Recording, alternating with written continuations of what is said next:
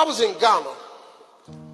We came to Ghana a week ago to commemorate the 400 years the first slave ship left. It was the second worst day of my life. The worst day of my life, my mama died. I never really fully got over that. But standing in them dungeons where they took us from, where they stripped us of our heritage, of our land, of our lineage, that we were kings, chiefs, queens, landowners. They took us from here. When I stood in that castle, I couldn't even stand up. See, for us to come to Africa, you don't know. See, you live here. You've been home your whole life. You here. When we come here, it's like coming home to a place you've never been. That's what African Americans feel when we come here. I don't know who, but when I stood in that slave dungeon, one of my ancestors was there. He climbed on.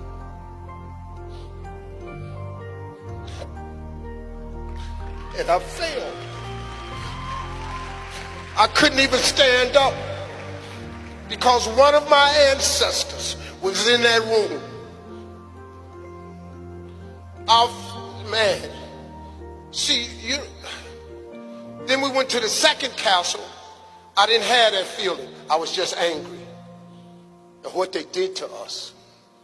How dare you create such an evil scheme to strip people of who they are and take us to this land far away where we were hated even more. And then we go over here and we build a nation. We built America.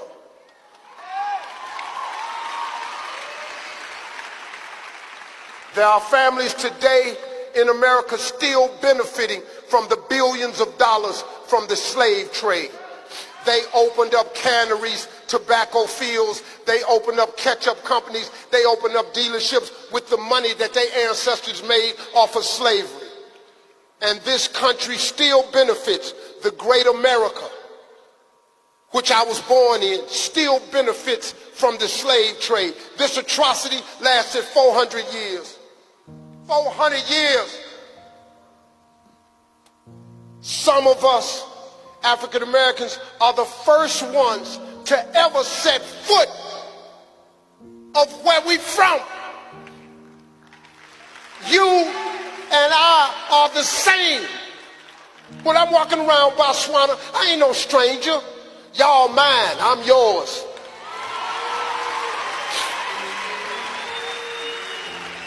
I'm black like you. I'm African. See, you don't understand. I'm 62 years old. I know you can't believe it. I'm so fly.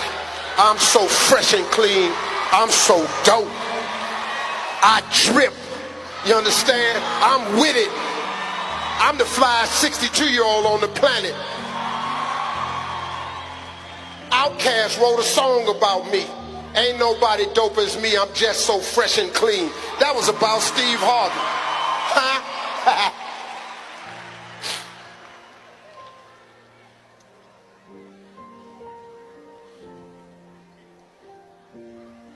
I've been around long enough. I was born in 1957 when we was niggas. I lived until they started calling us colored. I lived until they called us Negroes. I lived until they called us black.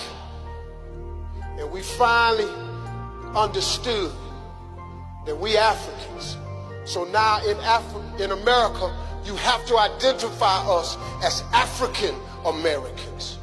I've been through the whole gamut. You can't tell me nothing about this here.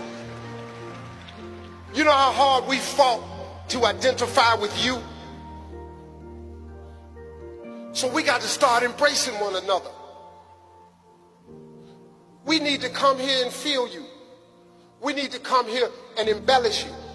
We need to come here and teach you what we learned. Now, America's a land of opportunity if you want it, but it has its problems for us. When we get pulled over by the police, we can get killed. Slavery over, apartheid over, the residue is still there. We go into a store with a hoodie on, we walk down the street with a hoodie on, Trayvon Martin, they kill us, they get off, they go home. The man selling cigarettes in New York, police chokes him to death, kills him, he go back to work. Philippe up in Minnesota, stopped by the police on Facebook Live. Watch him shoot the black man. The girl said, "Why did you shoot him?" He said, "I don't know." He free. The police that beat Rodney King to death, to a pulp, they free. Huh? That's why we say, hold up. African American. And as successful as I've been over there, as wonderful as I've created life for my family, I want nothing more than to come home.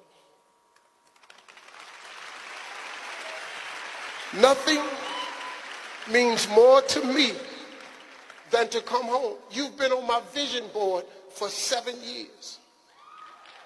Africa has been on my vision board